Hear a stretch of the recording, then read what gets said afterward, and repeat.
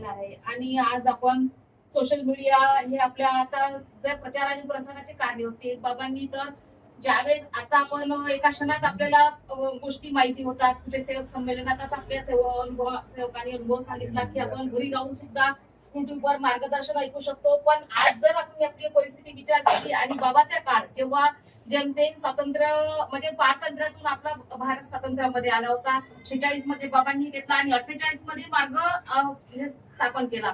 तर विचार करा तेव्हाचा काळ कसा होता. तेव्हा तर म्हणजे कोणते साधन होते, कोणत्या कोणत्या गावला तर पायी बैलगाडीतून अशा पद्धतीने बाबांनी सेवकाला घेऊन ह्या मार्गाचा प्रचार आणि प्रसार केला. तेव्हा अशी होती की आपला समाज अज्ञानतेमध्ये होता. विचार करा म्हणजे शिक्षणाचं प्रमाण कमी, कारण पारतंत्र्य किती याच्यातून आलेला आपला भारत संकटातून आपण त्यावेळेस मोकळे झालो होतो आणि शिक्षणाचे प्रमाण अत्यंत कमी आणि त्यावेळेस सर्वात जास्त अंधश्रद्धा होती. कारण आज जर आपण विचार केला तुम्ही अंधश्रद्धा म्हणजे कसा बघा, त्यावेळेस आताही आपल्यामध्ये अंधश्रद्धा आहे, त्यावेळेस तर होतीच, पण अजूनही काही व्यक्तिमत्व अंधश्रद्धा गेली नाही बघा तुम्ही. कारण एखादा आता आपण एक मध्ये उदाहरण देतो, तुम्ही आपल्या सेवकांचेच काही प्रश्न येतात आणि त्याच्यावर आपल्याला उत्तर शोधावे लागते. कारण बघा आता आपल्या घरी एखादा समजा विवाह सोहळा आहे तर आपण सर्वजण म्हणजे एक तारीख काढतो, म्हणजे एक तिथी काढते त्या दिवशी आणि एक तारीख काढून त्या दिवशी त्या तिथीप्रमाणे समजा 11 वाजता 10 वाजता अशा पद्धतीने आपण लग्न लावल्या जाते. आणि जे अनेक मध्ये राहते आपलेच लोक अनेक मध्ये राहते तर ते समजा 9:30चं लग्न असलं तर 9:30 वाजता लागते का, मग तिथं पंडित आणि यांनी सांगितलेली तिथी राहते आणि लग्न लागते 12 वाजता, कोणाचं लग्न लागते 2 वाजता.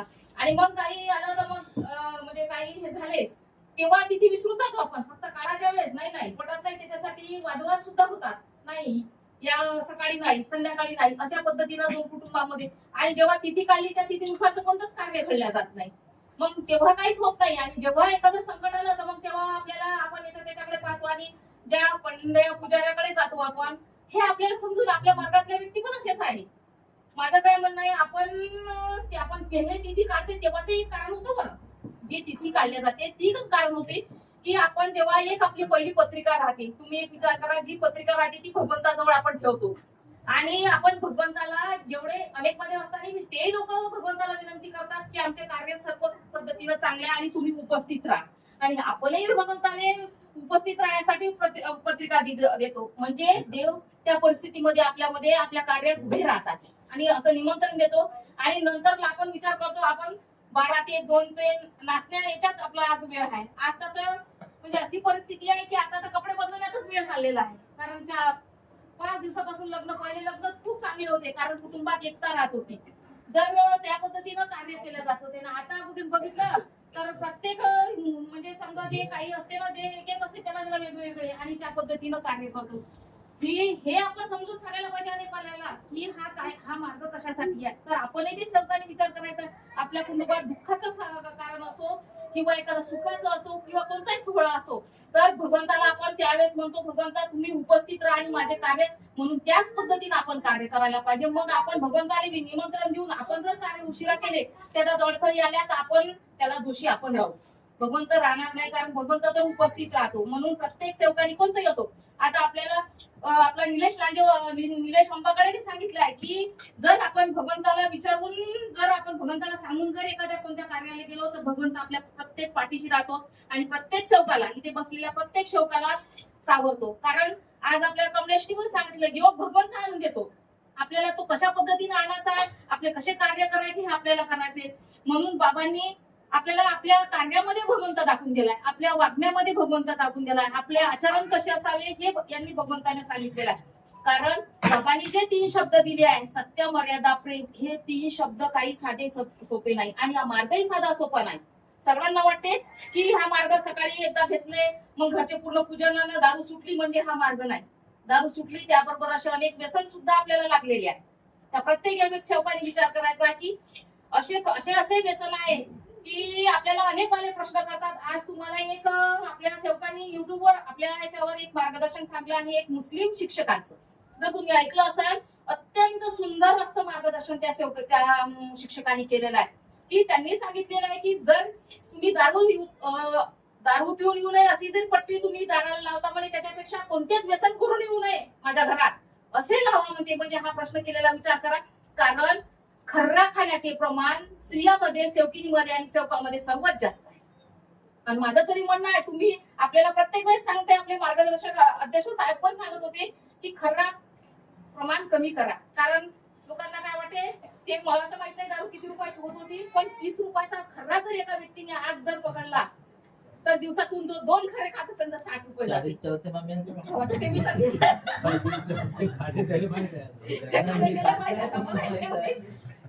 पण हे एखादं सांगितलं. आणि माझ्या पतीदेवाला माझ्या मुलींनी पण असं म्हटलं की पप्पा म्हणे ते मार्गदर्शन तुम्ही ऐका म्हणे. त्यांना पाठवलं, आम्हाला पाठवलं, आम्ही तिघांनी ते मार्गदर्शन ऐकलं एका शिक्षकाचं.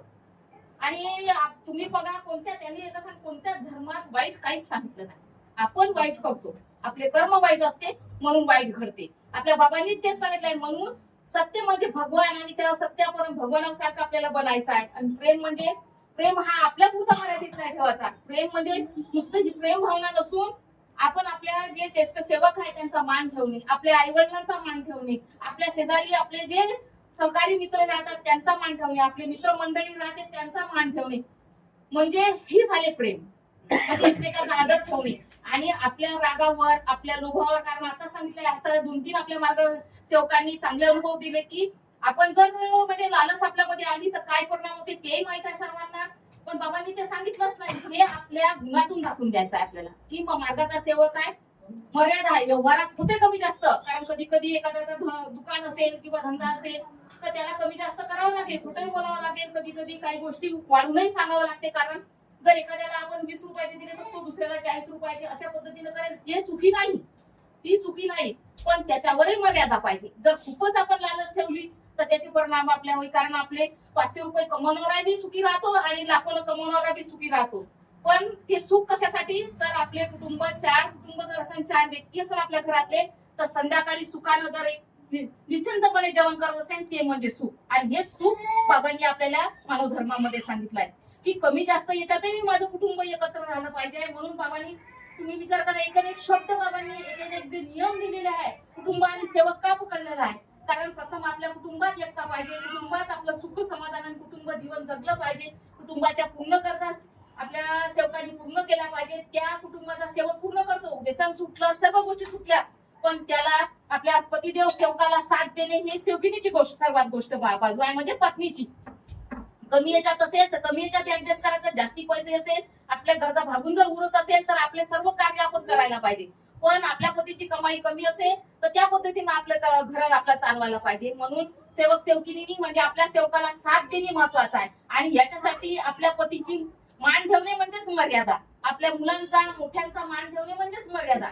आपण आपल्या म्हणजे बाबांनी सांगितलंय की म्हणून सत्य, मर्यादा, प्रेम हे गुण माझ्या सेवकामध्ये दिसले पाहिजे. त्या पद्धतीनं आपण आपले जीवन जगलो पाहिजे, यासाठी हा मार्ग दिला. आणि हा मार्ग म्हणजे फक्त दररोज सकाळी विनंती आणि सायंकाळची प्रार्थना करणे म्हणजे नाही, तर त्याच्यातले जे एक शब्द जर विचार केला तर हे सर्वांच्यासाठी आवश्यक आहे. जसं माझ्यासाठी आवश्यक आहे तसं सर्व सेवकिनीसाठी आवश्यक आहे. आपण तर बाबाच्या तत्वशब्द नियमानुसार पूर्णपणे जीवन म्हणजे चालू नाही शकत, पण त्याच्यातला 1% किंवा एक म्हणजे काय म्हणते 1% बी कमी पद्धतीने जरी वागलो ना तरी आपल्याला काहीच कमी नाही. कारण बाबाचा तो शब्द आहे, माझा सेवक जर म्हणे तत्वशब्द नियमाला वागेल तर त्याला काटा सुद्धा उठणार नाही, म्हणजे त्याच्यावर कोणत्या अडचणी येणार नाही. म्हणून त्यासाठी आणि आपले प्रत्येक कार्य हे बाबाला समोर ठेवून आपल्याला करायचे आहे, बाबाच्या गुणाला समोर ठेवून कार्य करायचे आहे. आणि एवढी मोठे महान गुरु कुठंच भेटणार नाही जे साधे सरळ एकंदर आपल्या साध्या मनुष्यासारखे नाही. तर आता तर बघा, एक अजून आहे, तुम्ही जर वाचत असेल तर आपल्या म्हणजे ज्या बाबांनी अंधश्रद्धेतून आपल्याला बाहेर काढले, पण आपण आज एका व्यक्तीला बाबा म्हणून जर एका कोणा स्त्रीला किंवा एका कोणाला बाबा म्हणून जर कार्य करत असेल तर ही सर्वात मोठी चुकी आहे. कारण ज्या बाबांनी अंधश्रद्धेतून बाहेर काढले आपण त्याच पद्धतीने वागतो. हे जर तुमचे काही नियम हे मी आज आपण सांगतो आपण चर्चा बैठकमध्ये, कारण याच्यातून आपण तुम्हाला जर एखादा प्रश्न आले का ते मार्ग तेही बाबाचे सेवा करतात. आणि हाय बाबाचा सेवा करणारा सेवक असतो, मार्गदर्शक बाबाची जो सेवा घेतो त्याला काहीच माहित नाही राहत, तो तर आपल्या भगवंताच्या बाबाच्या नावाने कार्य करतो. पण जे असे अवडंबर जे संस्था निर्माण झाल्या याची प्रचार आपल्याला करायला पाहिजे. आपले जर मित्रमंडळ असेल त्याला आपल्या मधला आणि त्याच्यामधला फरक तुम्हाला सांगता आला पाहिजे की ग्रामीण मधले काय आहे, का असे करतात आणि आपल्या मध्ये काय. वाद करायचा नाही, पण त्याला आपल्या गुणातून दाखवून द्यायचं. आता आपले सेवक दाखवतात, कारण प्रत्येकाला भीती आहे भगवंताची. जर मी वाईट करत असेल तर माझं काहीतरी वाईट होईल ही सर्वांना भीती आहे. यासाठी बाबांनी ती मर्यादा दिलेली आहे भगवंताने, की माझा सेवक काही जरी असेल भावनेवर, रागावर, लोभावर जर चांगल्या पद्धतीने मर्यादेने वागला तर त्याला काहीच होणार नाही. असे एवढे महान कार्य महान त्यागी बाबा जुमदेवजींनी दिले आहे. म्हणून प्रत्येक सेवक सेवकींनी आपल्या पतिदेवाचा, आपल्या घरातील सर्व ज्येष्ठ व्यक्तींचा मान ठेवून आपल्या मुलांचा, आपल्या मुलावर योग्य संस्कार घडवण्याचा प्रयत्न सर्वांनी करायचा. मी पण करेन. माझ्या बोलण्यात काही चूक झाली असेल तर सर्वात प्रथम भगवान बाबा हनुमानजीला माफी मागते, महान त्यागी बाबा झुमदेवजीला माफी मागते, आपल्या वाराणसी आईला माफी मागते, आजच्या चर्चापटूचे अध्यक्ष विलास दादा कुंभकर यांना माफी मागते, मार्गदर्शक तसेच सेवक सेवकीनी बालगोपाळ सर्वांना माफी मागून माझे 2 शब्द पूर्ण करते. सर्वांना माझा नमस्कार.